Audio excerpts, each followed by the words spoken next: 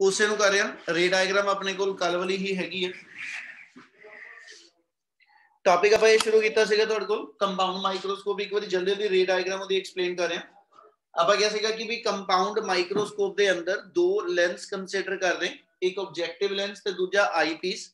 Objective lens ਲਈ ਅਸੀਂ word ਦਿੱਤੇ ਸੀਗੇ ਕਿ ਆਬਜੈਕਟਿਵ ਲੈਂਸ ਜਿਹੜਾ ਸਮਾਲ ਅਪਰਚਰ ਤੇ ਸਮਾਲ ਫੋਕਲ ਲੈਂਥ ਦਾ ਹੋਏਗਾ, ਠੀਕ ਹੈ, ਯਾਨੀ ਇਹਦੀ ਕਨਵਰਜਿੰਗ ਪਾਵਰ ਜਿਹੜੀ ਆ ਉਹ ਜ਼ਿਆਦਾ ਹੋਏਗੀ। ਤੇ ਜਿਹੜਾ ਦੂਸਰਾ ਲੈਂਸ ਮੇਰੇ ਕੋਲ ਹੋਏਗਾ ਆਈ ਲੈਂਸ, ਇਹ ਐਸ ਸੱਚ ਮੇਰੇ ਕੋਲ ਲਾਰਜ ਅਪਰਚਰ ਤੇ ਇੰਟਰਮੀਡੀਏਟ ਫੋਕਲ ਲੈਂਥ, ਮਤਲਬ ਇਹਦੀ ਫੋਕਲ ਲੈਂਥ ਲਾਰਜ ਨਹੀਂ ਹੋਏਗੀ। ਇਹ ਚੀਜ਼ ਲਾਸਟ ਫਾਰਮੂਲੇ 'ਚ ਜਾ ਕੇ ਵੀ ਕਲੀਅਰ ਹੋ ਜਾਏਗੀ, ਠੀਕ ਹੈ। ਇਹਦੀ ਇੰਟਰਮੀਡੀਏਟ ਫੋਕਲ ਲੈਂਥ ਆ, ਮੀਨ ਮੀਡੀਅਮ ਫੋਕਲ ਲੈਂਥ ਆ, ਇਹਦੀ ਸਮਾਲ ਫੋਕਲ ਲੈਂਥ ਆ, ਠੀਕ ਹੈ। ਉਸ ਤੋਂ ਬਾਅਦ ਆਪਾਂ ਕਿਹਾ ਸੀ ਪਹਿਲੇ ਲੈਂਸ ਨੇ ਰੀਅਲ ਇਮੇਜ ਦੇਣੀ ਆ, ਉਹਦੇ ਲਈ ਆਬਜੈਕਟ ਜਿਹੜਾ ਹੋਏਗਾ ਉਹ ਪਹਿਲੇ ਲੈਂਸ ਦੇ ਫੋਕਸ ਦੇ ਬਿਯੋਂਡ ਸੀਗਾ। ਦੋ ਰੇਜ਼ ਲੈ ਲਈਆਂ, ਇੱਕ ਪ੍ਰਿੰਸੀਪਲ ਐਕਸਿਸ ਦੇ ਪੈਰਲਲ, ਇੱਕ ਆਪਟੀਕਲ ਸੈਂਟਰ। ਆਪਟੀਕਲ ਸੈਂਟਰ ਵਾਲੀ ਅਨਡੇਵੀਏਟਡ, ਪ੍ਰਿੰਸੀਪਲ ਐਕਸਿਸ ਦੇ ਪੈਰਲਲ ਵਾਲੀ ਕਨਵਰਜ ਕਰਕੇ A' B' ਜਿਹੜੀ ਆ ਉਹ ਇਮੇਜ ਫਾਰਮ ਕਰੇਗੀ। ਕਿਆ ਇੰਨੀ ਗੱਲ clear? Yes sir. Yes sir. ਤੱਕ ਆਪਾਂ ਫਿਰ ਡਿਸਟੈਂਸ ਡਿਫਾਈਨ ਕਰੀਏ ਤਾਂ ਅਸੀਂ ਕਿਹਾ ਸੀ ਪ੍ਰਿੰਸੀਪਲ ਐਕਸਿਸ ਨੂੰ ਜਿੱਥੇ ਇਸ ਰੇ ਨੇ ਕੱਟਣਾ ਉਹ ਫੋਕਸ ਹੋ ਗਿਆ। ਸੋ C1 ਤੋਂ ਲੈ ਕੇ F0 ਤੱਕ ਦਾ ਡਿਸਟੈਂਸ ਫੋਕਲ ਲੈਂਥ ਆ ਗਿਆ। C1 ਤੋਂ ਲੈ ਕੇ B' ਤੱਕ ਦਾ ਡਿਸਟੈਂਸ ਇਮੇਜ ਡਿਸਟੈਂਸ ਆ ਗਿਆ। C1 ਤੋਂ ਲੈ ਕੇ B ਤੱਕ ਦਾ distance object distance. U, V ਤੇ F ਕਿਸੇ ਵੀ ਗਿਵਨ ਲੈਂਸ ਲਈ ਦੱਸਣੇ ਅਸੀਂ। ਹੁਣ ਇਦਾਂ ਹੀ ਜਿਹੜੀ ਇਮੇਜ ਆਈ ਆ ਇਹ ਦੂਜੇ ਲੈਂਸ ਲਈ ਜਦੋਂ ਆਬਜੈਕਟ ਬਣੀ ਤੇ ਇਹਨੇ ਐਸ ਸੱਚ ਕਰਨਾ ਜੀ, ਆਬਜੈਕਟ ਨੇ ਵਰਚੁਅਲ ਇਮੇਜ ਬਣਾਣੀ ਆ। ਉਹਦੇ ਲਈ ਇਸ ਆਬਜੈਕਟ ਨੂੰ ਅਸੀਂ ਬਟਵੀਨ ਫੋਕਸ ਐਂਡ ਆਪਟੀਕਲ ਸੈਂਟਰ ਰੱਖਿਆ ਸੀ, ਯਾਨੀ C2 ਤੇ FE ਦੇ ਇਨ ਬਟਵੀਨ ਆ ਗਿਆ। ਰੇਜ਼ ਸੇਮ ਰੱਖੀਆਂ, ਇੱਕ ਪੈਰਲਲ ਟੂ ਪ੍ਰਿੰਸੀਪਲ, ਇੱਕ ਆਪਟੀਕਲ ਸੈਂਟਰ, ਇੱਕ ਪ੍ਰਿੰਸੀਪਲ ਐਕਸਿਸ ਦੇ ਪੈਰਲਲ, ਇੱਕ ਆਪਟੀਕਲ ਸੈਂਟਰ। ਆਪਟੀਕਲ ਵਾਲੀ ਅਨਡੇਵੀਏਟਡ ਨਿਕਲ ਜੂ, parallel to principal axis focus cut ਕਰੇਗੀ, ਠੀਕ ਹੈ। ਔਰ ਇਹਨੇ ਜਿਹੜੀ ਇਮੇਜ ਬਣਾਈ ਇਹ ਐਸ ਸੱਚ ਫਰਦਰ ਆਬਜੈਕਟ ਬਣਦੀ ਸਾਡੇ ਆਈ ਵਾਸਤੇ, ਠੀਕ ਹੈ। ਔਰ ਆਈ ਤੋਂ ਆਬਜੈਕਟ ਕਲੀਅਰ ਵਿਜ਼ਨ ਵਾਸਤੇ ਹਮੇਸ਼ਾ ਲੀਸਟ ਡਿਸਟੈਂਸ ਤੇ ਰੱਖਦੇ ਆ। ਇਹਦਾ ਮਤਲਬ ਹੈ ਆਈ ਤੋਂ ਐਸ ਸੱਚ ਜਿੱਥੇ ਇਹ ਇਮੇਜ ਬਣੀ ਆ ਸੈਕਿੰਡ ਲੈਂਸ ਦੀ, ਹਨਾ, ਇਹ ਡਿਸਟੈਂਸ ਲੀਸਟ ਡਿਸਟੈਂਸ ਆ। ਤੇ ਦੂਜੇ ਪਾਸੇ ਇਸ ਲੈਂਸ ਤੋਂ ਆਈ ਲੈਂਸ ਜਿਹਨੂੰ ਕਹਿੰਦੇ ਪਏ, ਠੀਕ ਹੈ, ਇਸ ਆਈ ਲੈਂਸ ਤੋਂ ਇਹ ਡਿਸਟੈਂਸ ਜਿਹੜਾ ਮੇਰੇ ਕੋਲ VE ਆ। ਤੇ ਕਿਉਂਕਿ ਦੋਨਾਂ ਲੈਂਸਸ ਦਾ ਗੈਪ ਅਸੀਂ ਇਗਨੋਰ ਕਰਦੇ ਪਏ ਆ, ਇਸ ਲਈ ਜਿਹੜਾ least distance of distinct vision ਤੇ ਜਿਹੜਾ VE ਆ ਇਹ ਦੋਨੋਂ ਮੇਰੇ ਇਕੁਅਲ ਆ। ਇੰਨਾ ਕਲੀਅਰ? Yes sir.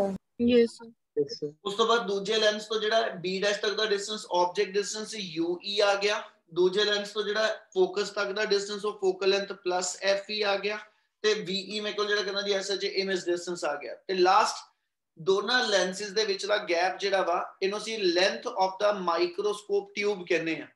ਤੇ ਮਾਈਕਰੋਸਕੋਪ ਟਿਊਬ ਦੀ ਲੈਂਥ ਲੈਂਸ ਦੇ ਸੈਂਟਰ ਤੋਂ ਲੈਂਸ ਦੇ ਸੈਂਟਰ ਤੱਕ, ਉਹਨੂੰ ਅਸੀਂ C1 B' ਤੱਕ ਦਾ VO ਡਿਫਾਈਨ ਕਰਤਾ ਪਹਿਲੇ ਲੈਂਸ ਵਾਸਤੇ। ਦੂਜੇ ਲੈਂਸ ਲਈ B' ਤੋਂ C2 ਤੱਕ ਦਾ ਡਿਸਟੈਂਸ ਜਿਹੜਾ ਵਾ, ਠੀਕ ਹੈ, ਇਹ UE ਆ ਗਿਆ। ਤੇ ਇਹਨਾਂ ਦੋਨਾਂ ਨੂੰ ਐਡ ਕਰ ਲਾ ਤਾਂ ਮੇਰੀ ਟਿਊਬ ਲੈਂਥ ਬਣ ਜਾਏਗੀ। ਕਲੀਅਰ ਹੈ ਜੀ? Yes sir. ਚਲੋ ਹੁਣ ਇਸ ਤੋਂ ਬਾਅਦ ਸੀਗਾ ਆਪਣੇ ਕੋਲ ਇਹਦੀ ਮੈਗਨੀਫਾਈਂਗ ਪਾਵਰ। ਤੇ ਜੇ ਮੈਗਨੀਫਿਕੇਸ਼ਨ ਜਾਂ ਮੈਗਨੀਫਾਈਂਗ ਪਾਵਰ ਡਿਫਾਈਨ ਕਰੀਏ, ਡੈਫੀਨੇਸ਼ਨ ਦੇ ਵਰਡ ਆਪਣੇ ਕੋਲ ਐਸ ਸੱਚ ਸੇਮ ਆਣੇ ਆ। Ratio of the two angle, ratio of the two angle, one subtended by the image and other angle subtended by the object, when both image and object they are taken at the least distance।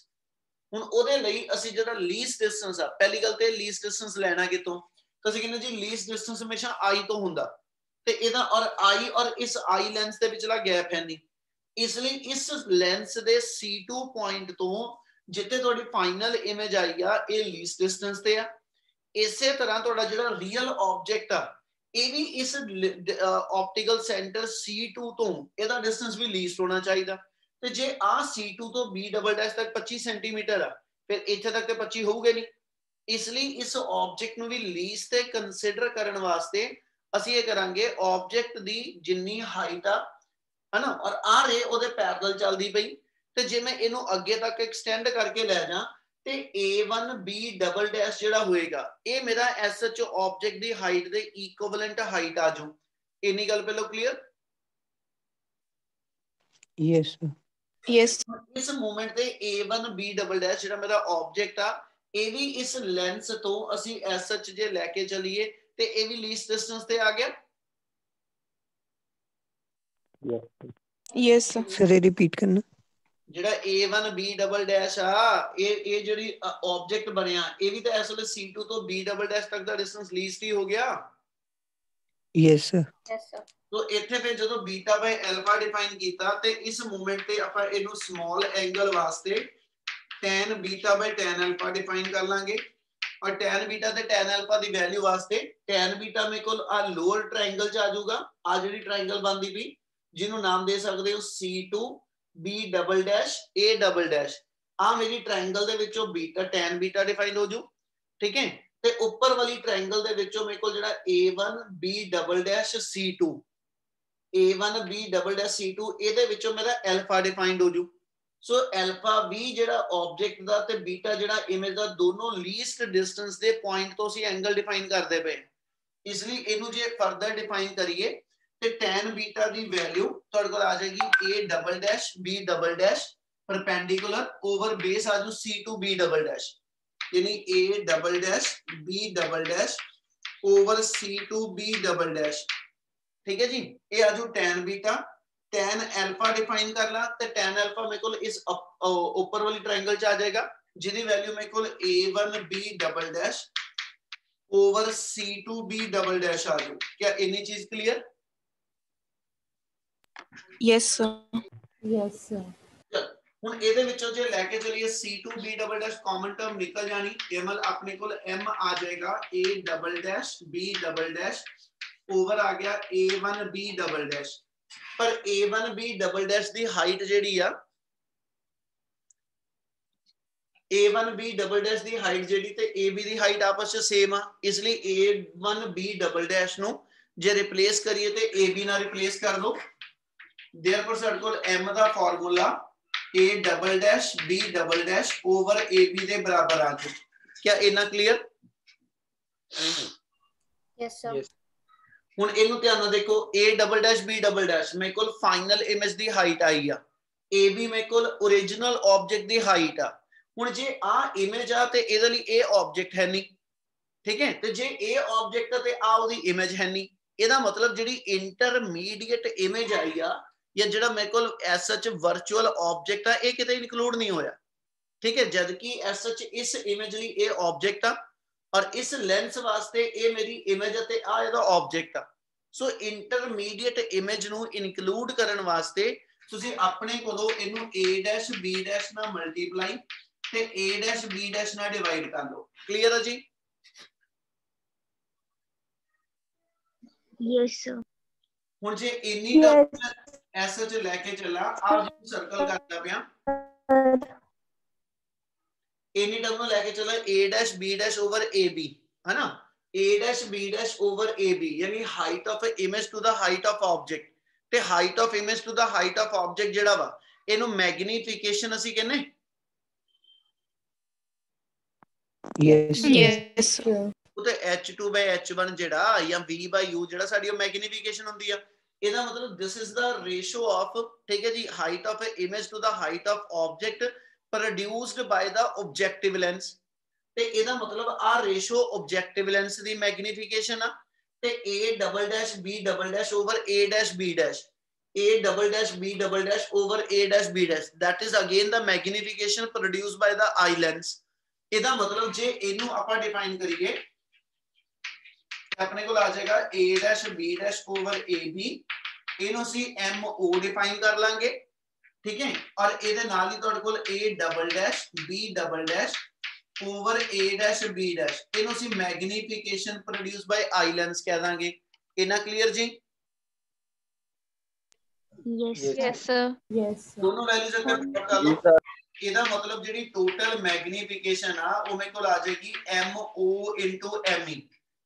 ਇਹਦਾ ਮਤਲਬ ਜਿਹੜੇ ਦੋਨੋਂ individual lenses ਨੇ ਉਹਨਾਂ ਦੀ magnification ਦੀ product ਕਰਕੇ ਮੇਰੀ total magnification microscope ਦੀ ਆਏਗੀ। Yes sir. Yes sir. Topic ਯਾਦ ਕਰੋ combination of thin lenses in contact ਦੇ ਵਿੱਚ ਅਸੀਂ ਕਿਹਾ ਸੀਗਾ ਕਿ ਜਦੋਂ ਤੁਸੀਂ ਐਸ ਸੱਚ ਸਿੰਗਲ ਥਿਕ ਲੈਂਸ ਲੈਣ ਦੀ ਥਾਂ ਤੇ ਨੰਬਰ ਆਫ ਥਿਨ ਲੈਂਸਸ ਅਸੀਂ ਕੰਟੈਕਟ ਚ ਲੈ ਕੇ ਆਨੇ ਆ ਤੇ ਅਸੀਂ ਕਿਹਾ ਸੀ ਓਵਰਆਲ ਮੈਗਨੀਫਿਕੇਸ਼ਨ ਜਿਹੜੀ ਹੁੰਦੀ ਆ ਉਹ ਇੰਡੀਵਿਜੂਅਲ ਮੈਗਨੀਫਿਕੇਸ਼ਨ ਦੀ ਪ੍ਰੋਡਕਟ ਤੋਂ ਆਂਦੀ। Yes, sir. Yes, sir. ਮੈਂ ਆ ਕਹਾਂ ਅਸੀਂ m ਲਿਖਣਾ ਹੋਵੇ ਪੁੱਤ ਤੇ m ਅਸੀਂ m1 m2 so on ਆਈ ਲਿਖਦੇ ਆ। Yes, sir. Yes, sir. ਉਹੀ ਚੀਜ਼ ਅਸੀਂ ਇਹਦੇ ਅੰਦਰ ਡਿਫਾਈਨ ਕਰਦੇ ਪਏ ਕਿ ਸਾਡੀ ਜਿਹੜੀ ਟੋਟਲ ਮੈਗਨੀਫਿਕੇਸ਼ਨ ਆਏਗੀ ਉਹ ਦੋਨਾਂ ਲੈਂਸਿਸ ਤੋਂ ਜਿੰਨੀ ਇੰਡੀਵਿਜੂਅਲ ਮੈਗਨੀਫਿਕੇਸ਼ਨ ਆਈ ਆ ਇਹਦੀ ਪ੍ਰੋਡਕਟ ਤੋਂ ਬਣ ਜਾਏਗੀ। ਹੁਣ ਇਹਦੇ ਵਿੱਚੋਂ ਜਿਹੜਾ ਮੇਰੇ ਕੋਲ ਐਸ ਸੱਚ MO ਆ ਇਹਨੂੰ ਤੇ ਜਿਹੜਾ ME ਇਹਨੂੰ ਸੈਪਰੇਟ ਡਿਫਾਈਨ ਕਰ ਦਈਏ ਤੇ ਹੇਅਰ ME ਜਿਹੜੀ ਹੋਏਗੀ magnification produced by the eye lens it is same as the magnification produced by the simple microscope. ਇਹਦਾ ਜਿਹੜਾ ਸਿੰਪਲ ਮਾਈਕਰੋਸਕੋਪ ਦਾ ਕੱਲ ਰਿਜ਼ਲਟ ਬਣਿਆ ਸੀ 1 + D/F, ਠੀਕ ਹੈ 1 + D/F ਕਹਿੰਦਾ ਜੀ ਇਹ ਸੇਮ ਮੈਗਨੀਫਿਕੇਸ਼ਨ ਮੇਰੇ ਕੋਲ ਜਿਹੜੀ ਹੋਏਗੀ 1 + D/F ਜਿਹੜਾ ਵਾ ਇਹ ਸੇਮ ਮੇਰੇ ਕੋਲ ਮੈਗਨੀਫਿਕੇਸ਼ਨ ਉਹੀ ਹੋਏਗੀ ਜਿਹੜੀ ਆਈ ਲੈਂਸ ਦੀ ਆ। ਇਸ ਲਈ ਇੱਥੇ ਸਿਰਫ ਆ ਕਰ ਲਓ ਕਿ 1 + D/F ਹੀ ਯਾਨੀ ਲੀਸਟ ਡਿਸਟੈਂਸ ਤੇ ਜਿਹੜੀ ਇਮੇਜ ਬਣੀ ਆ ਉਹ ਆਈ ਲੈਂਸ ਦੀ ਫੋਕਲ ਲੈਂਥ ਦੇ ਅਕੋਰਡਿੰਗਲੀ ਇਸ ਫਾਰਮੂਲੇ ਨਾਲ ਅਸੀਂ ਕੈਲਕੂਲੇਟ ਕਰਾਂਗੇ। ਯਾਨੀ ਇਸ ਰਿਲੇਸ਼ਨ ਨੂੰ ਡਰਾਈਵ ਨਹੀਂ ਕਰਨਾ ਸਿੰਪਲ ਮਾਈਕਰੋਸਕੋਪ ਵਾਲੇ ਨੂੰ, ਤੁਸੀਂ ਸਿੱਧਾ ਲਿਖ ਸਕਦੇ ਹੋ। ਔਰ ਜਿਹੜੀ ਮੈਗਨੀਫਿਕੇਸ਼ਨ ਮੇਰੇ ਕੋਲ ਆਬਜੈਕਟਿਵ ਲੈਂਸ ਦੀ ਆ ਇਹਦਾ ਜਨਰਲ ਫਾਰਮੂਲਾ ਜੇ ਇੱਥੇ h2/h1 ਆਇਆ ਤੇ ਦੂਜੇ ਪਾਸੇ h2/h1 v/u ਦੇ ਬਰਾਬਰ ਹੁੰਦਾ। ਇਸ ਲਈ ਜੇ ਮੈਂ ਐਸ ਚ ਮੈਗਨੀਫਿਕੇਸ਼ਨ ਲਿਖਣੀ ਹੋਵੇ ਆਬਜੈਕਟਿਵ ਲੈਂਸ ਦੀ ਤੇ it is the ratio of v0/u0 ਆ ਲਿਖ ਸਕਦੇ ਜੀ। Yes. ਇਹਦਾ ਮਤਲਬ ਜੇ ਮੈਂ ਇੱਥੇ ਡਿਫਾਈਨ ਕਰਾਂ ਲਓ ਜੀ ਉਹ ਤਾਂ ਤੈਨੂੰ ਹੀ ਉਡੀਕਦਾ ਸੀ ਮੈਂ ਹੌਲੀਡੇ ਵਾਲਿਆਂ ਨੂੰ, ਮੈਂ ਕਿਹਾ ਸੀ ਆਏ ਨਹੀਂ ਮੇਰਾ ਬੱਚਾ।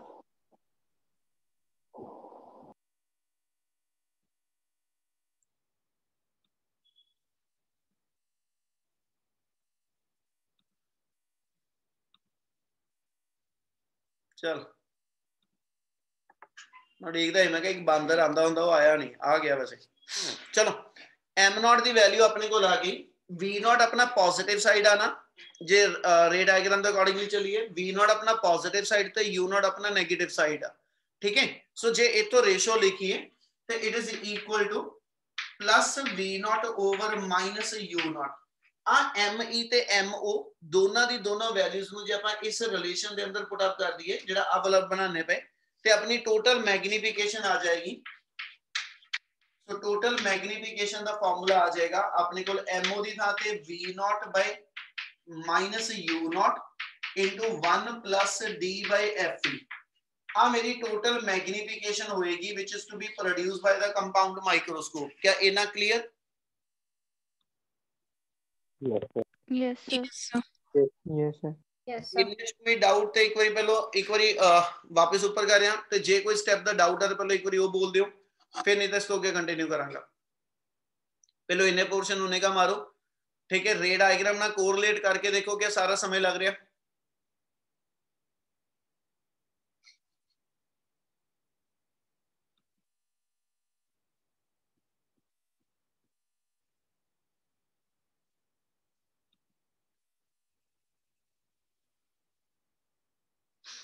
सर हाँ जी बच्चे, सर एक बार ME वाला फॉर्मूला फिर से बताना 1 + ME वाला फार्मूला जेड़ा ये अपना सेम ਉਹੀ ਆ ਜਿਹੜਾ ਸਿੰਪਲ ਮਾਈਕਰੋਸਕੋਪ ਦੀ ਮੈਗਨੀਫਿਕੇਸ਼ਨ ਕੱਲ ਕੀਤੀ ਆ। ਜਿਹੜਾ ਸਿੰਪਲ ਮਾਈਕਰੋਸਕੋਪ ਦੀ ਮੈਗਨੀਫਿਕੇਸ਼ਨ ਆ, ਠੀਕ ਹੈ ਜੀ, ਉਹਦਾ ਰਿਜ਼ਲਟ ਐਸ ਸੱਚ ਕਿਉਂਕਿ ਆਈ ਲੈਂਸ ਵੇਲੇ ਸਾਡਾ ਲੀਸਟ ਡਿਸਟੈਂਸ ਤੇ ਇਮੇਜ ਬਣਦੀ ਆ।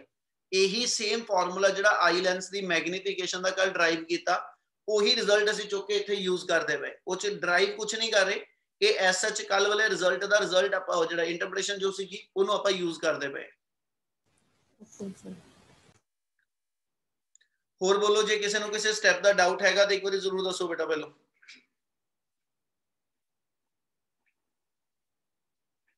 क्लियर है जी? Yes, sir. करा कंटिन्यू? Yes sir.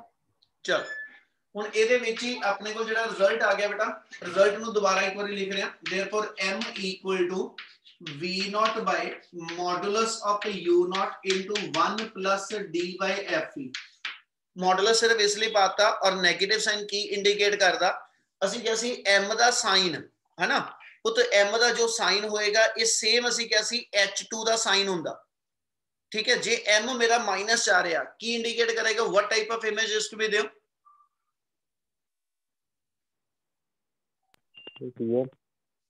वो बच्चे जे m माइनस जावे ते एदा मतलब इमेज किस टाइप दी बनी? Real and inverted. बिल्कुल, ਇਹਦਾ ਮਤਲਬ ਜਦੋਂ m ਨੈਗੇਟਿਵ ਆ ਅਸੀਂ ਕਿਹਾ ਸੀ ਇਹਦਾ ਮਤਲਬ h2 ਨੈਗੇਟਿਵ ਹੁੰਦਾ। m h2/h1 ਆ, m ਨੈਗੇਟਿਵ ਮੀਨ h2 ਨੈਗੇਟਿਵ ਔਰ h2 ਨੈਗੇਟਿਵ ਦਾ ਮਤਲਬ ਇਮੇਜ ਪੁੱਠੀ ਬਣੀ ਆ ਤੇ ਪੁੱਠੀ ਇਮੇਜ ਰੀਅਲ ਇਮੇਜ ਹੁੰਦੀ। यस ਇਹਦਾ ਮਤਲਬ ਜੇ ਮੈਂ ਮਾਈਨਸ ਸਾਈਨ ਨੂੰ ਉੱਥੇ ਡਿਫਾਈਨ ਕਰਨਾ ਤੇ ਮਾਈਨਸ ਸਾਈਨ ਮੈਨੂੰ ਇੰਡੀਕੇਟ ਕਰਦਾ ਕਿ final image is inverted with respect to ਕਹਿੰਦਾ ਜੀ ओरिजिनल ਆਬਜੈਕਟ। ਮਾਈਨਸ ਦਾ ਮਤਲਬ ਇਹ ਆ ਤੇ ਜੇ ਮੈਂ ਮਾਈਨਸ ਛੱਡ ਕੇ ਚੱਲਾਂ ਤੇ ਮੋਡੂਲਸ ਫਾਰਮ ਚ ਮੇਰਾ ਇੱਕ ਰਿਜ਼ਲਟ ਇਹ ਵਾਲਾ ਬਣ ਜਾਏਗਾ। क्या इतना क्लियर है जी?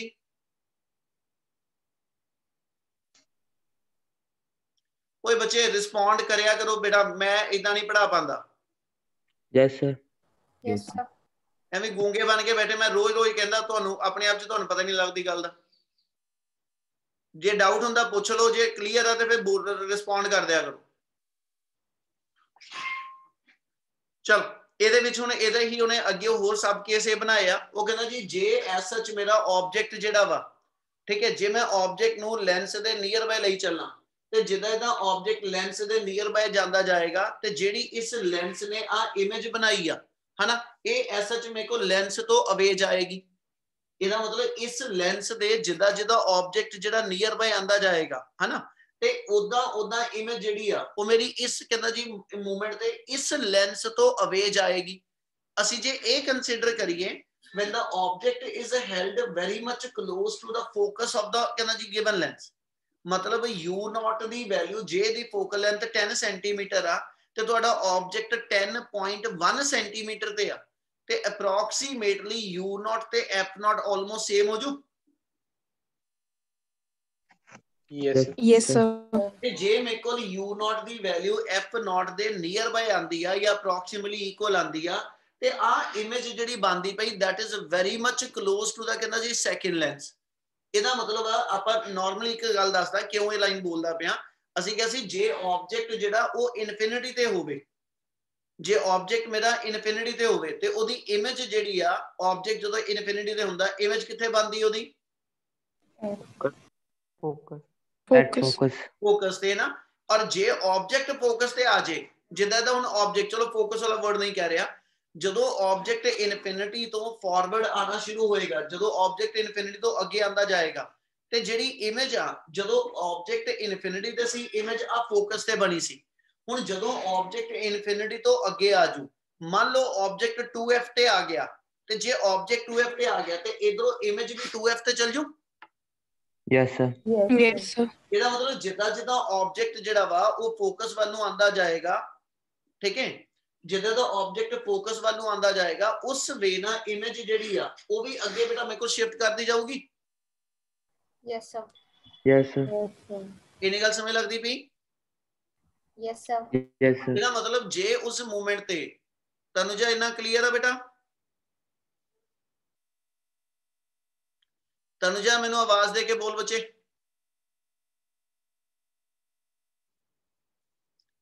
ਤਨੁਜਾ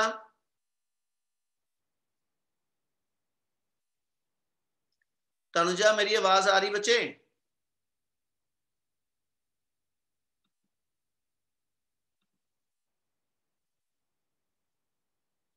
ਤਨੁਜਾ ਦੇ ਕੰਟੈਕਟ ਚ ਕੌਣ ਹੈਗਾ? ਜਦੋਂ ਆਬਜੈਕਟ ਲੈਂਸ ਦੇ ਫੋਕਸ ਦੇ ਬਹੁਤ ਨੀਅਰ ਬਾਈ ਆ ਜਾਏਗਾ, यानी u0 ਦੀ ਵੈਲਿਊ ਅਪਰੋਕਸੀਮੇਟਲੀ f0 ਦੇ ਬਰਾਬਰ ਹੋ ਜਾਏਗੀ, ਉਦੋਂ ਇਸ ਲੈਂਸ ਤੋਂ ਜਿੱਥੇ ਇਮੇਜ ਬਣਦੀ ਪਈ ਆ ਇਮੇਜ ਇਸ ਲੈਂਸ ਦੇ ਬਿਲਕੁਲ ਨਾਲ ਜਾ ਕੇ ਬਣੇਗੀ ਔਰ ਲੈਂਸ ਤੋਂ ਲੈ ਕੇ ਲੈਂਸ ਤੱਕ ਦੇ ਡਿਸਟੈਂਸ ਨੂੰ ਅਸੀਂ ਲੈਂਥ ਆਫ ਮਾਈਕਰੋਸਕੋਪ ਟਿਊਬ ਕਹਿੰਦੇ। Yes sir. Yes sir. ਇਹਦਾ ਮਤਲਬ ਇਹ ਹੋ ਗਿਆ ਕਿ ਜਦੋਂ u0 ਦੀ ਵੈਲਿਊ ਯਾਨੀ ਕੰਡੀਸ਼ਨ ਆ ਲਿਖਣੀ ਚਾਹ ਰਹੇ ਹਾਂ if u0 approximately equal to f0, यानी जे मेरे को ऑब्जेक्ट दा डिस्टेंस ऑब्जेक्टिव लेंस तो ऑलमोस्ट फोकल लेंथ दे अप्रोक्सीमेटली इक्वल आ ते उस इंस्टेंट ते जेड़ा v0 होएगा ये ऑलमोस्ट ट्यूब दी लेंथ दे बराबर हो जाएगा। ऊपर आप डिफाइन किया कि भी L V not plus U E आ, ते जे असी आ मन्निया कि जिहड़ी इमेज आ वो बिल्कुल इहदे नाल जाके बनी, ते इहदा मतलब C1 तो लैके जिथे इमेज बनी उत्थे तक दा डिस्टेंस V नॉट आ।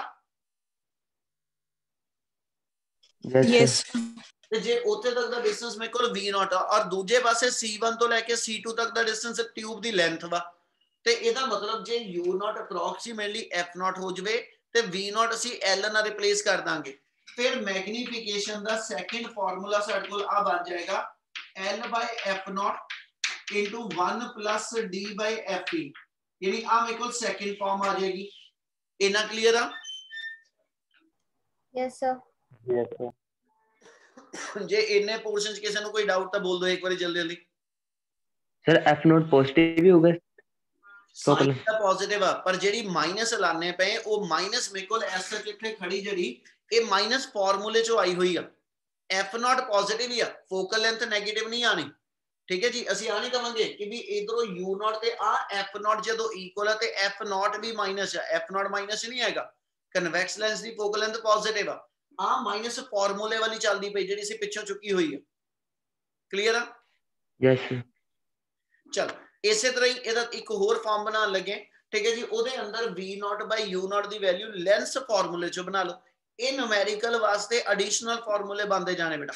ਆਪਾਂ ਨੂੰ ਪਤਾ ਕਿ ਵੀ ਆਪਣੇ ਕੋਲ ਆਂਦਾ 1 by v minus 1 by u equal to 1 by f, ਤੇ ਜੇ ਮੈਂ ਇਸ ਫਾਰਮੂਲੇ ਨੂੰ ਅਪਲਾਈ ਕਰ ਦਵਾਂ, ठीक है जी, ऑब्जेक्टिव लेंस वास्ते और मेनू v not by u not the value ਚਾਹੀਦੀ, ਤੇ ਇਹਦਾ ਮਤਲਬ ਮੇਰੇ ਕੋਲ ਟਰਮ ਬਣ ਜਾਏਗੀ इधर पूरी इक्वेशन v नॉट ना मल्टीप्लाई कर लवा, टर्म बन जाएगी 1 minus v naught by u naught, 1 minus v naught by u naught equal to v naught by f naught, ते ਇਹਦੇ ਵਿੱਚੋਂ v naught by u naught ਜਿਹੜਾ ਵਾ ਇਹਦੀ शिफ्टिंग करा दियो, ठीक है। ਤੇ 8 मेदल आयो तो देयरफॉर अपने को फार्मूला बनेगा 1 minus v naught by f naught equal to v naught by u naught, और v naught by u naught जेड़ा मेरे को हैगा ਇਹਦੀ ਵੈਲਿਊ ਇੱਥੇ ਐਸ ਸੱਚ ਸਬਸਟੀਟਿਊਟ ਕਰਦਾ, ਤੇ ਮੇਰੇ ਕੋਲ ਜਿਹੜਾ ਫਾਰਮੂਲਾ ਹੋਏਗਾ देयरफॉर ਇਹਨੂੰ ਇਕੁਏਸ਼ਨ ਨੰਬਰ 1 ਦੇ ਦਿਓ और ਇਹਨੂੰ ਤੇ 1 ਚ ਪੁੱਟ ਅਪ ਕਰ ਲਓ, ਤੇ 1 ਚ ਪੁੱਟ ਅਪ ਕਰਕੇ ਆਪਣੇ ਕੋਲ ਜਿਹੜਾ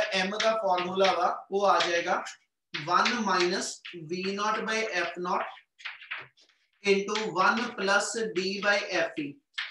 ਇੱਕ ਆ ਫਾਰਮੂਲਾ ਸਾਡੇ ਕੋਲ ਜਿਹੜਾ ਐਸ ਐਚ ਨੂਮੈਰੀਕਲ ਵਾਸਤੇ ਹੋਰ ਬਣ ਜਾਏਗਾ। क्या आ तीन दे तीन फार्मूले जेडे इक्वेशन 1 च ते जेड़ा आ फार्मूला ते थर्ड आ वाला फार्मूला, क्या तीने फार्मूले क्लियर है मैग्नीफिकेशन दे? Yes yes yes sir. चल, और जे इस मोमेंट दा ਆਪਾਂ ਲਈਏ ਆਪਣੀ ਫਾਈਨਲ ਇਮੇਜ ਕਿੱਥੇ ਬਣੀ ਸੀ ਜੀ?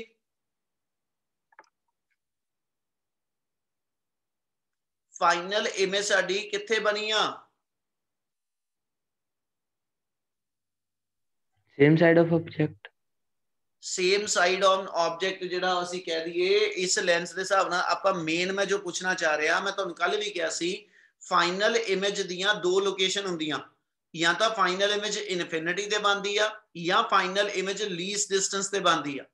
ਜੇ ਫਾਈਨਲ ਇਮੇਜ ਮੇਰੇ ਕੋਲ ਇਨਫਿਨਿਟੀ ਤੇ ਬਣਦੀ ਹੋਵੇ ਉਹਨੂੰ ਅਸੀਂ ਨਾਰਮਲ ਪੋਜੀਸ਼ਨ ਆਫ ਆਈ ਕਹਿੰਦੇ ਆ ਜਾਂ ਰਿਲੈਕਸਡ ਪੋਜੀਸ਼ਨ ਆਫ ਆਈ ਕਹਿੰਦੇ ਆ, ਠੀਕ ਹੈ। ਤੇ ਜੇ ਮੇਰੇ ਕੋਲ ਫਾਈਨਲ ਇਮੇਜ ਲੀਸਟ ਡਿਸਟੈਂਸ ਤੇ ਬਣਦੀ ਜਿਹੜੀ ਸਾਡੀ ਬਣੀ ਆ, ਇਸ ਲਈ ਜਿਹੜੀ ਫਾਈਨਲ ਇਮੇਜ ਆਈ ਆ ਉਹ ਤੁਹਾਡੇ ਆਈ ਤੋਂ ਲੀਸਟ ਡਿਸਟੈਂਸ ਤੇ ਬਣੀ ਆ ਜੀ। Yes, sir.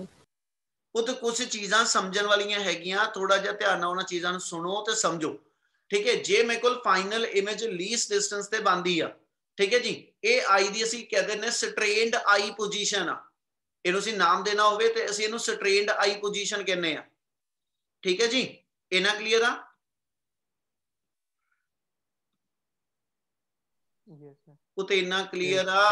Yes sir. Yes ਇਹਦਾ ਮਤਲਬ ਜੇ ਆਪਣੀ ਪੋਜੀਸ਼ਨ ਜਿਹੜੀ ਆਈ ਦੀ ਆ, ਜੇ ਉਹ ਮੇਰੇ ਕੋਲ ਐਸ ਸੱਚ ਕਹਿੰਦਾ ਜੀ ਇਨਫਿਨਿਟੀ ਤੇ ਬਣਦੀ ਆ, ਉਹ ਆਈ ਦਾ ਐਸ ਸੱਚ ਡਿਫਾਈਨ ਕਰੀਏ ਤਾਂ ਅਸੀਂ ਕਹਿੰਦੇ ਜੀ ਰਿਲੈਕਸਡ ਆਈ ਪੋਜੀਸ਼ਨ ਆ।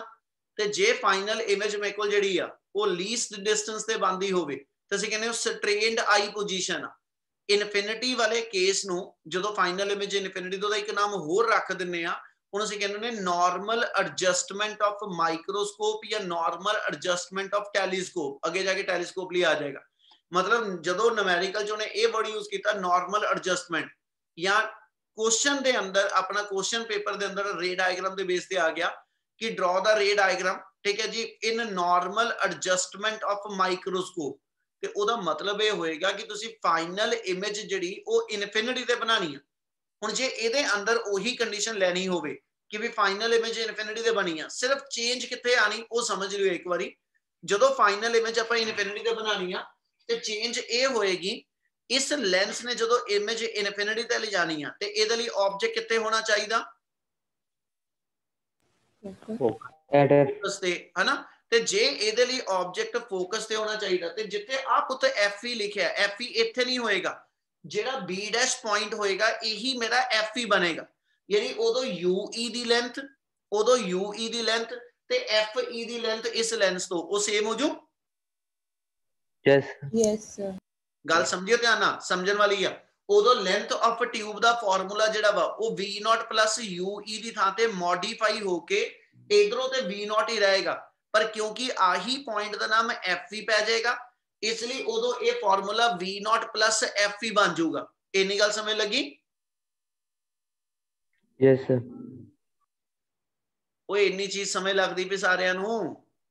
ਸਰ ਰੀਅਲ ਆਬਜੈਕਟ ਜਿਹੜਾ ਉਹ ਸੇਮ ਪੋਜੀਸ਼ਨ ਤੇ ਰਹੂਗਾ ਫਿਰ? ਆ ਇੱਥੇ ਦਾ ਇੱਥੇ ਹੀ ਆ, ਇਹਦੀ ਇਮੇਜ ਜਿੱਥੇ ਬਣੀ ਉੱਥੇ ਹੀ ਆ, ਪਰ ਅਸੀਂ ਕੀ ਕਰਾਂਗੇ, ਅਸੀਂ ਹੁਣ ਇੱਕ ਵਰਡ ਯੂਜ਼ ਕਰਨ ਲੱਗਿਆ, ਸਾਡੇ ਕੋਲ ਜਿਹੜਾ ਐਸਐਚ ਮਾਈਕਰੋਸਕੋਪ ਜਾਂ ਟੈਲੀਸਕੋਪ ਹੁੰਦਾ, ਇਹਦੇ ਵਿੱਚ ਅਸੀਂ ਯੂਜ਼ ਕਰਦੇ ਹਾਂ ਕਿ ਜਿਹੜੇ ਤੁਹਾਡਾ ਮਾਈਕਰੋਸਕੋਪ ਹੈ ਨਾ, ਇਹ 'ਚ ਅਸੀਂ ਕਹਿੰਦੇ ਇੱਕ ਰੈਕ ਐਂਡ ਪੀਨੀਅਨ ਅਰੇਂਜਮੈਂਟ ਆ। ਰੈਕ ਐਂਡ ਪੀਨੀਅਨ ਅਰੇਂਜਮੈਂਟ ਕਿਹਨੂੰ ਕਹਿੰਦੇ? ਤੁਸੀਂ ਮਾਈਕਰੋਸਕੋਪ ਸਾਰਿਆਂ ਨੇ ਦੇਖਿਆ, ਜਦੋਂ ਆਪਾਂ ਇੱਥੇ ਆਬਜੈਕਟਿਵ ਲੈਂਸ ਤੇ ਰੱਖ ਕੇ ਇੱਥੇ ਇੱਕ ਸਕਰੂ ਲੱਗਿਆ ਹੋਇਆ, ਜਦੋਂ ਤੁਸੀਂ ਉਹਨੂੰ ਮੂਵ ਕਰਦੇ ਹੋ ਤੇ ਬੇਸਿਕਲੀ ਮੇਰੇ ਕੋਲ ਕੀ ਦੋ ਟਿਊਬਸ ਹੁੰਦੀਆਂ, ਇੱਕ ਉੱਪਰਲੀ ਟਿਊਬ ਜਿਹੜੀ ਆ ਇਹਦੇ ਵਿੱਚ ਮੇਰੇ ਕੋਲ ਆਬਜੈਕਟਿਵ ਲੈਂਸ ਆਈ ਲੈਂਸ ਭਰਿਆ ਹੋਇਆ, ਜਿਹੜੀ ਥੱਲੜੀ ਟਿਊਬ ਆ, ਠੀਕ ਹੈ ਜੀ, ਉਹਦੇ 'ਚ ਮੇਰੇ ਕੋਲ ਆਈ ਲੈਂਸ ਆ, ਔਰ ਉਹਦੇ ਨੀਚੇ ਮੇਰੀ ਸਲਾਈਡ ਪਈ ਹੁੰਦੀ ਆ, ਠੀਕ ਹੈ ਜੀ। ਜਦੋਂ ਸਲਾਈਡ ਨੂੰ ਵਿਊ ਕਰਦੇ ਆ ਤੁਸੀਂ ਮਾਈਕਰੋਸਕੋਪ ਦਾ ਇੱਥੋਂ ਸਕਰੂ ਘੁਮਾਉਂਦੇ, ਜਦੋਂ ਇਹਦੇ ਨਾਲ ਆ ਜਿਹੜਾ ਇੱਥੇ ਮੇਰੇ ਕੋਲ ਆਬਜੈਕਟ ਆ ਤੇ ਜਿਹੜਾ ਇੱਥੇ ਆਬਜੈਕਟਿਵ ਲੈਂਸ ਆ, ਇਹਦਾ ਗੈਪ ਜਿਹੜਾ ਉਹ ਅਸੀਂ ਐਡਜਸਟ ਕਰਦੇ ਆ।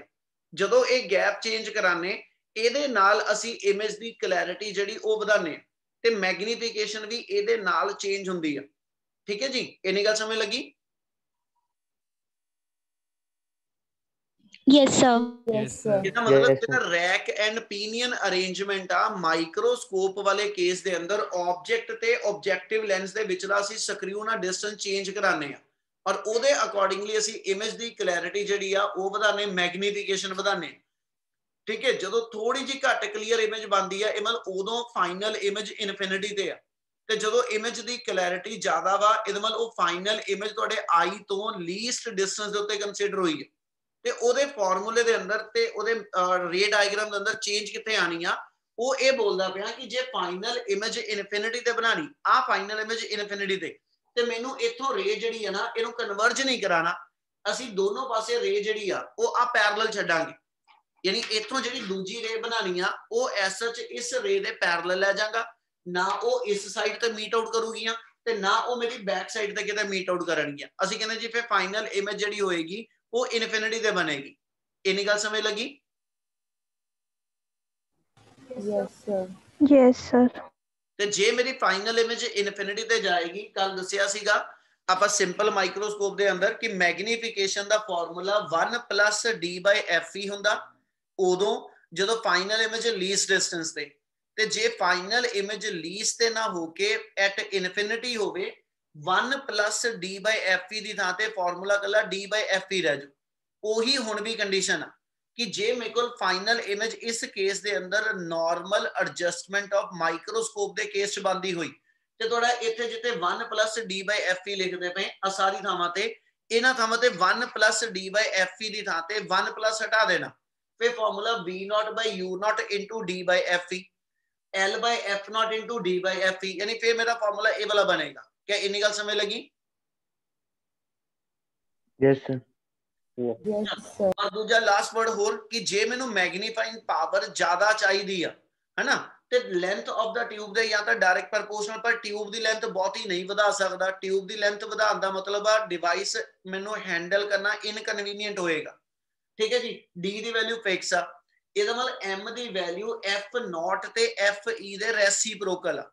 ਇਸ ਲਈ ਜਿਹੜੇ ਦੋ ਲੈਂਸਿਸ ਅਸੀਂ ਯੂਜ਼ ਕਰਦੇ ਆ है ना, वो दोनों दे दोनों लेंसेज जिहड़े ने मेरे को SH स्मॉल फोकल लेंथ दे होने चाहिए, पर क्योंकि ਇਹਦਾ ਅਪਰਚਰ ਵੀ ਵੱਧਦਾ ਪਿਆ ਤੇ ਇਸ ਕਰਕੇ ਇਹਦੀ ਫੋਕਲ ਲੈਂਥ ਵੀ ਵਧਣੀ ਆ, ਇਸ ਲਈ ਇਹਦੀ ਫੋਕਲ ਲੈਂਥ ਦੀ ਐਡਜਸਟਮੈਂਟ ਇਹ ਹੋਏਗੀ ਕਿ ਵੀ ਇਹਦੀ ਫੋਕਲ ਲੈਂਥ ਸਮਾਲ ਰਵੇ, ਇਹਦੀ ਜੇ SH ਮੇਰੇ ਕੋਲ ਸਮਾਲ ਨਹੀਂ ਤੇ ਇਹਦੀ ਮੀਡੀਅਮ ਫੋਕਲ ਲੈਂਥ ਕਹਿੰਦਾ ਜੀ ਰਹਿ ਜਾਵੇ, ਪਰ ਇਹ ਲਾਰਜ ਫੋਕਲ ਲੈਂਥ ਵਾਲਾ ਲੈਂਸ ਨਹੀਂ ਹੋਏਗਾ। ਇੰਨੀ ਗੱਲ ਸਮਝ ਲੱਗੀ? यस अपना compound microscope in all respect complete होने लग्या। क्या ये सारा जो दसदा पिया इन्ना क्लियर आ? Yes sir. Yes, sir. चलो डन जी, मैं रीड को क्लिक करना। नेक्स्ट सर अपने को ला जाना हुन एस्ट्रोनॉमिकल टेलीस्कोप।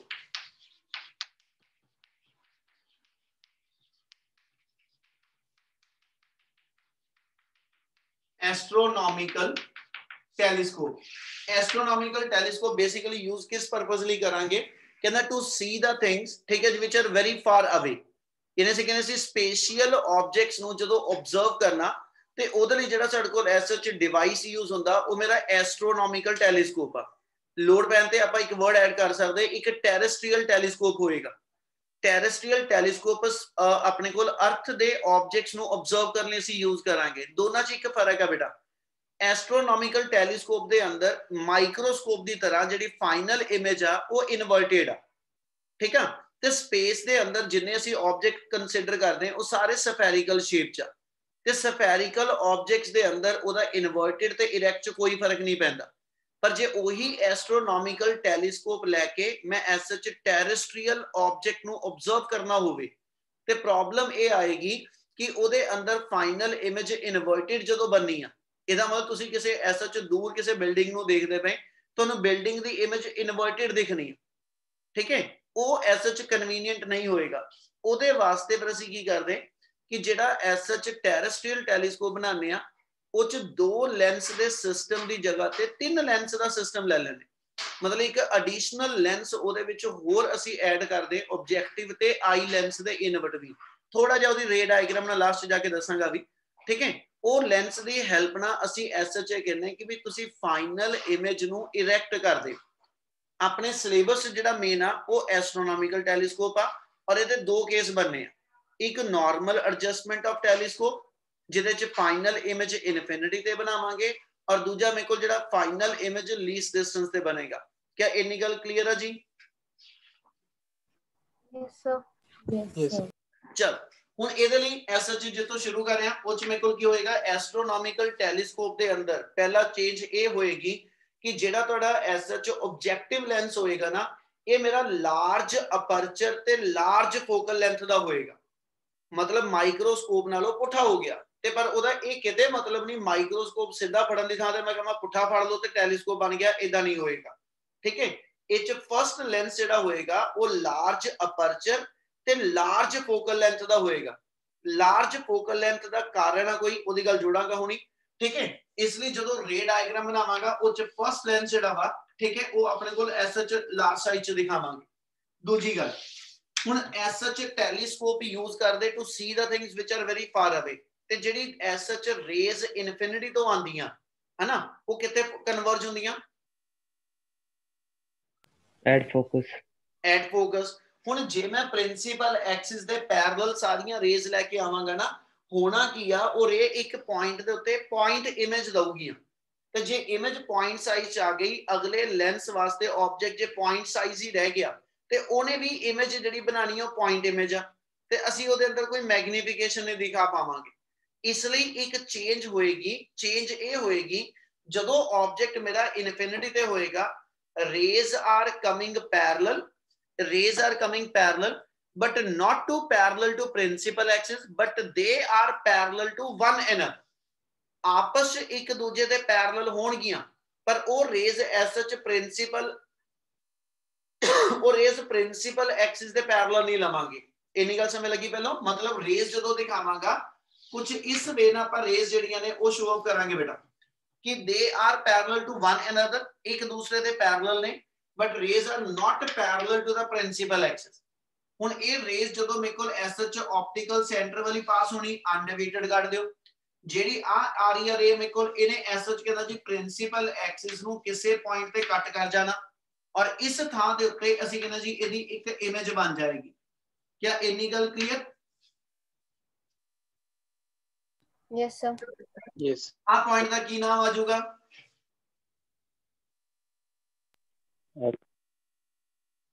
इस पॉइंट का की नाम आ जाएगा?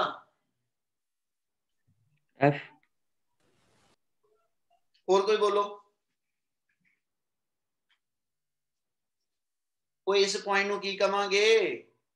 फोकस कहांगे कि नहीं?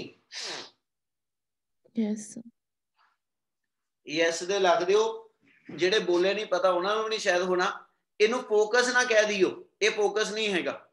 फोकस ली कंडीशन सी रेज प्रिंसिपल एक्सिस दे पैरेलल हुंदियां, ठीक है जी। जे आ फोकस हो गया तो मेरी सारी रे डायग्राम गलत है। इसलिए अपना ऑब्जेक्ट किथे आ? infinity ते जे ऑब्जेक्ट इनफिनिटी ते होवे वो इमेज किथे बनांदा? focus फोकस पे। आ पॉइंट फोकस आ। ਇਹਦਾ ਮਤਲਬ ਜਿਹੜਾ ਤੁਹਾਡਾ ਆ ਐਸ ਐਚ ਏ ਬੀ ਆਪਣੇ ਕੋਲ ਜਾਂ ਨਾਮ ਕੁਝ ਵੀ ਦੇ ਦਿਓ ਏ ਬੀ ਆਇਆ, ਇਸ ਪੁਆਇੰਟ ਨੂੰ ਜੇ ਮੈਂ ਨਾਮ ਦੇਣਾ ਹੋਵੇ ਤੇ ਇਹ ਮੇਰਾ ਐਫ ਓ ਬਣੂਗਾ, ਯਾਨੀ ਇਸ ਆਬਜੈਕਟਿਵ ਲੈਂਸ ਦੇ ਫੋਕਸ ਦੇ ਉੱਤੇ ਇਮੇਜ ਬਣੀ ਆ, ਇਸ ਲਈ ਆ ਪੁਆਇੰਟ ਫੋਕਸ ਨਾਲ ਡਿਫਾਈਨ ਕਰ ਦਿਓ। ਇਹ ਗਲਤ ਹੋ ਜਾਣੀ ਬੇਟਾ ਚੀਜ਼। ਇਹਨਾਂ ਕਲੀਅਰ ਆ? Yes sir. yes ਹੁਣ ਇਹ ਜਿਹੜੀ ਇਮੇਜ ਆਈ ਆ ਇਹ ਦੂਜੇ ਲੈਂਸ ਲਈ ਆਬਜੈਕਟ ਬਣਨੀ, ਔਰ ਦੂਜਾ ਲੈਂਸ ਮੇਰੇ ਕੋਲ ਜਿਹੜਾ ਹੋਏਗਾ ਉਹਨੂੰ ਸਾਈਜ਼ ਵਾਈਜ਼ ਅਸੀਂ ਜਿਹੜਾ ਐਸ ਐਚ ਥੋੜਾ ਸਮਾਲ ਦਿਖਾ ਦਾਂਗੇ, ਠੀਕ ਹੈ। ਯਾਨੀ ਇਹਦਾ ਅਪਰਚਰ ਜਿਹੜਾ ਹੋਏਗਾ ਆਈ ਲੈਂਸ ਦਾ ਉਹ ਇਹਦੇ ਨਾਲੋਂ ਸਮਾਲ ਆ। ਇਹਦੇ ਅਪਰਚਰ ਦੇ ਲਾਰਜ ਹੋਣ ਦਾ ਕਾਰਨ ਇਹ ਹੋਏਗਾ ਕਿਉਂਕਿ ਇਹਨੇ ਰੇਜ਼ ਜਿਹੜੀਆਂ ਕਲੈਕਟ ਕਰਨੀਆਂ ਉਹ ਇਨਫਿਨਿਟੀ ਤੋਂ ਆ ਰਹੀਆਂ, ਤੇ ਜੇ ਰੇਜ਼ ਮੇਰੇ ਕੋਲ ਇਨਫਿਨਿਟੀ ਤੋਂ ਆ ਰਹੀਆਂ ਹਨਾ, ਤੇ ਇਹਦਾ ਮਤਲਬ ਇਹ ਹੋ ਗਿਆ ਜੇ ਲੈਂਸ ਦਾ ਅਪਰਚਰ ਯਾਨੀ ਸਾਈਜ਼ ਛੋਟਾ ਹੋਇਆ ਤੇ ਲੈਂਸ ਛੋਟਾ ਰੱਖਿਆ ਤੇ ਲਾਈਟ ਰੇ ਬਾਹਰੋਂ ਬਾਹਰ ਨਿਕਲ ਜਾਣੀ। ਇਹਦਾ ਮਤਲਬ ਇਸ ਲੈਂਸ ਦੀ ਲਾਈਟ ਗੈਦਰਿੰਗ ਐਬਿਲਿਟੀ ਜਿਹੜੀ ਆ ਉਹ ਜੇ ਘੱਟ ਹੋਈ ਯਾਨੀ ਸਾਈਜ਼ ਛੋਟੇ ਹੋਣ ਕਰਕੇ ਤੇ ਇਮੇਜ ਦੀ ਬ੍ਰਾਈਟਨੈਸ ਨਹੀਂ ਹੋਏਗੀ, ਠੀਕ ਹੈ, ਔਰ ਇਮੇਜ ਸ਼ਾਰਪ ਇਮੇਜ ਨਹੀਂ ਬਣੇਗੀ। ਇਸ ਲਈ ਪਹਿਲੀ ਪ੍ਰੋਪਰਟੀ ਇਹ ਹੋਏਗੀ ਕਿ ਇਹ ਲਾਰਜ ਅਪਰਚਰ ਦਾ ਹੋਵੇ। ਲਾਰਜ ਅਪਰਚਰ ਦੀ ਐਡਵਾਂਟੇਜ ਇਹ ਹੋਏਗੀ ਕਿ it can collect more number of light rays, ਠੀਕ ਹੈ, ਐਟ ਅ ਵਨ ਪੁਆਇੰਟ, ਜਿਹਦੇ ਕਰਕੇ ਇੱਥੇ ਬਣਨ ਵਾਲੀ ਇਮੇਜ ਜਿਹੜੀ ਆ ਉਹ ਮੇਰੀ ਐਸ ਕਲੀਅਰ ਤੇ ਸ਼ਾਰਪ ਇਮੇਜ ਬਣ ਪਾਏਗੀ। ਇੰਨੀ ਗੱਲ ਸਮਝ ਲੱਗੀ?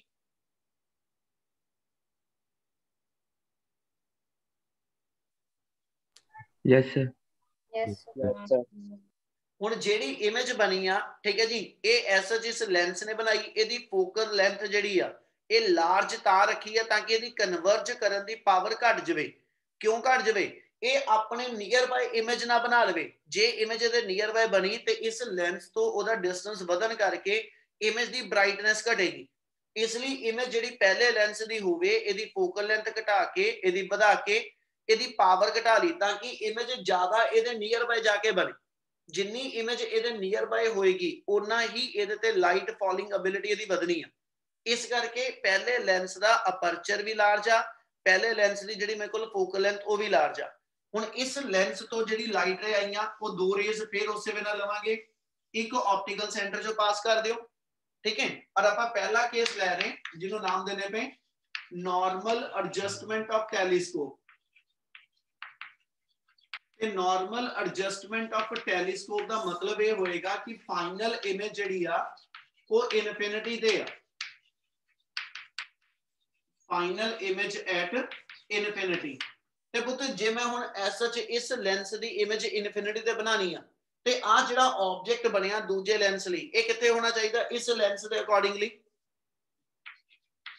at focus focus at focus.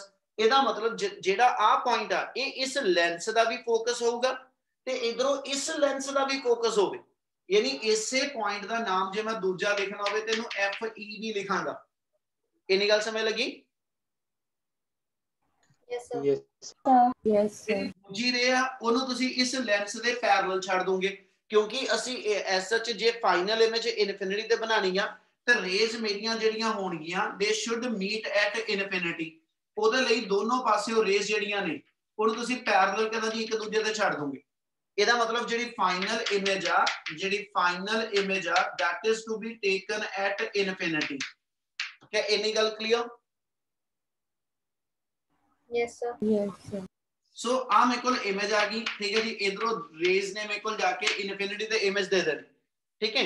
और जेडी इमेज इनफिनिटी ते गई वो मेरे आई वास्ते ऑब्जेक्ट बनेगी और वो रेटिना दे उत्ते जेडी अपनी फाइनल इमेज बनाएगा, ठीक है। हुन इथों जे लेंथ ऑफ द माइक्रोस्कोप आप लेंथ ऑफ द टेलीस्कोप दसना होवे ते लेंथ ऑफ द टेलीस्कोप है L which is equal to C1b।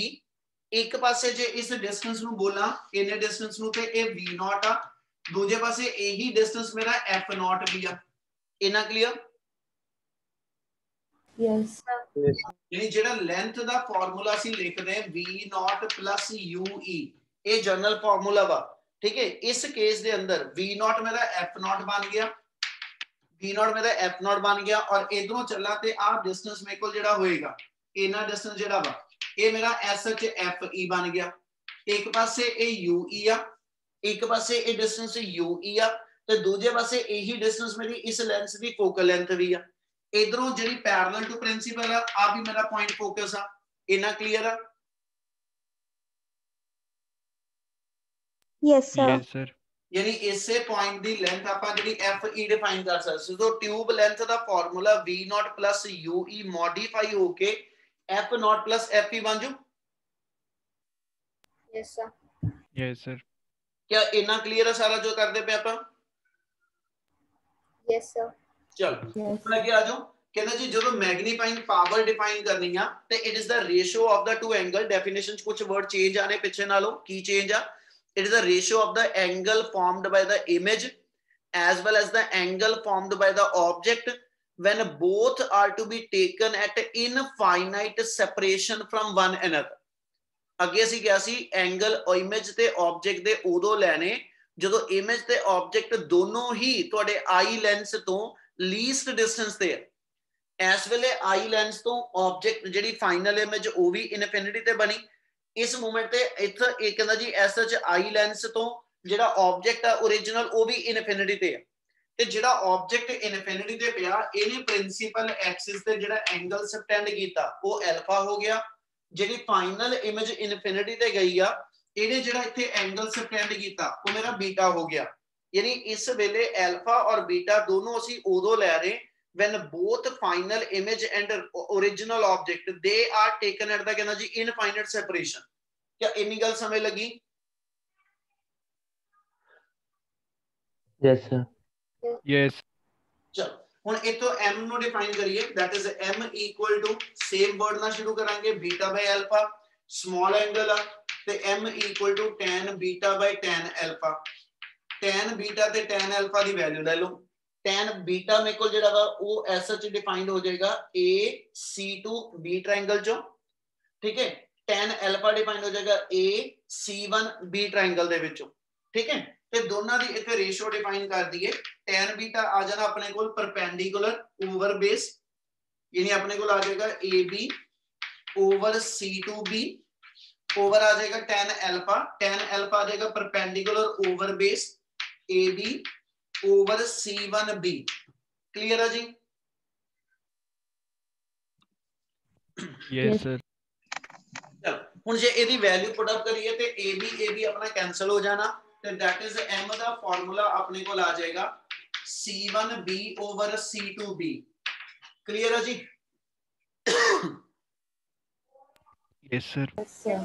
C1B मेरे को जेड़ा डिस्टेंस आ ए पॉजिटिव साइड ते आ V0 आ।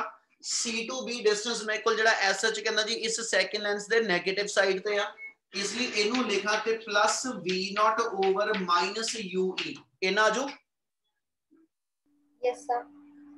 हुन दूजे पासे चलो अपने कोल V0 दी length same as focal length आ। ਇਹਦਾ मतलब V0 ਨੂੰ ਲਿਖਣਾ ਹੋਵੇ ਤਾਂ ਅਸੀਂ SH plus F0 ਲਿਖ ਦਾਂਗੇ। ਕਨਵੈਕਸ ਲੈਂਸ ਆ ਦੋਨੋਂ, ਕਨਵੈਕਸ ਲੈਂਸ ਦੀ ਫੋਕਲ ਲੈਂਥ ਪੋਜ਼ਿਟਿਵ ਹੀ ਆ ਪਲੱਸ ਇਹਦੇ ਕਰਕੇ ਪਾਇਆ V0 ਦੀ ਵੈਲਿਊ F0 ਦੇ ਬਰਾਬਰ ਆ ਗਈ। ਆ ਮਾਈਨਸ ਮੇਰੇ ਕੋਲ ਜਿਹੜੀ SH ਫਾਰਮੂਲੇ ਦੀ ਆ ਤੇ UE ਦੀ ਲੈਂਥ ਜਿਹੜੀ ਆ ਉਹ FE ਦੇ ਬਰਾਬਰ ਆ ਗਈ। ਹਾਂਜੀ ਸਰ।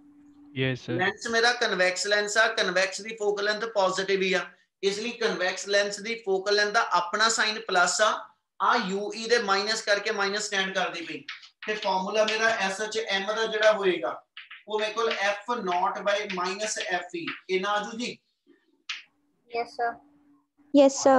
और m ਦਾ ਸਾਈਨ 네ਗੇਟਿਵ ਆ, ਫਿਰ ਸੇਮ ਚੀਜ਼ ਡਿਫਾਈਨ ਕਰੇਗਾ ਕਿ m 네ਗੇਟਿਵ ਦਾ ਮਤਲਬ ਇਹ ਹੋਏਗਾ ਕਿ ਜਿਹੜੀ ਫਾਈਨਲ ਇਮੇਜ ਬਣਦੀ ਪਈ ਇਨਫਿਨਿਟੀ ਤੇ ਉਹ ਇਨਵਰਟਡ ਹੋਏਗੀ as compared to that of the original object। ਇਹ ਮਤਲਬ original object ਦੇ comparatively ਮੇਰੀ ਫਾਈਨਲ ਇਮੇਜ ਜਿਹੜੀ ਆ ਉਹ ਇਨਵਰਟਡ ਬਣ ਜੂ। Yes, sir. Yes, sir. ਇੰਨਾ ਸਮਝ ਲੱਗ ਰਿਹਾ ਜੀ? Yes, sir. ਚਲੋ ਇਹਦਾ ਸੈਕਿੰਡ ਕੇਸ ਨਹੀਂ ਕਰਾਂਗੇ, ਸੈਕਿੰਡ ਕੇਸ ਕੱਲ ਨੂੰ ਕੰਟੀਨਿਊ ਕਰਾਂਗੇ, ਕੰਪਲੀਟ ਨਹੀਂ ਹੋਣਾ। ਔਰ ਕੱਲ ਨੂੰ ਤੁਹਾਡਾ ਆਪਟੀਕਲ ਇਨਸਟਰੂਮੈਂਟ ਵਾਲਾ ਚੈਪਟਰ ਉਹ ਐਸਐਚ ਥਿਉਰੀ ਦੀ ਖਤਮ ਹੋ ਜਾਣੀ ਆ। ਕੱਲ ਇੱਕ ਇਹਦਾ ਐਸਟਰੋਨੋਮਿਕਲ ਦਾ ਸੈਕਿੰਡ ਪਾਰਟ ਰਹਿ ਗਿਆ ਔਰ ਇੱਕ ਰਿਫਲੈਕਟਿੰਗ ਟਾਈਪ ਟੈਲੀਸਕੋਪ ਦਾ ਛੋਟਾ ਜਿਹਾ ਟੌਪਿਕ ਰਹਿ ਗਿਆ ਬੇਟਾ। ਕਲੀਅਰ ਹੈ ਨਾ? Yes, sir.